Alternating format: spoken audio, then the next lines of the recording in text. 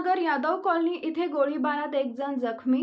जवाहर नगर परिसरातील यादव कॉलनी इथे झालेल्या गोळीबारात साद शौकत मुजवर वय वर्ष 29 राहणार यादव कॉलनी सरनाईक वसाहत यांच्या मांडीत गोळी लागल्याने जखमी झालाय।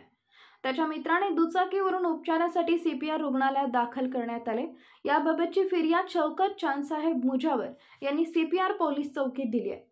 साद आपल्या मित्रांसोबत जेवण करून घराजवळ बसला होता, त्यावेळी चार चाकीतून सद्दाम मुल्ला, मोहसिन मुल्ला, मनीष नागोरी, मुजब्बिन कुरणे, इमाम हुसेन कुरणे आणि तौफिक कुरणे अशी गोळीबार आणि डोक्यात शस्त्राने वार करून जखमी केलेल्या संशयितांची नावे असून पोलीस त्यांचा शोध घेत आहेत।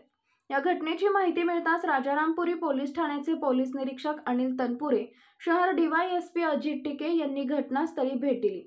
सीपीआर आवारात मोठी गर्दी झाली होती। सीपीआर रुग्णालयातही शहर डीवायएसपी यांनी भेट देऊन आपल्या सहकार्यांना सूचना दिल्या। साद हा गाड्या खरेदी विक्रीचा आणि जमिनी खरेदी विक्रीचा व्यवसाय करत होता। याला प्रथम सीपीआर रुग्णालयात दाखल करून पुढील उपचारासाठी खासगी रुग्णालयात हलवले।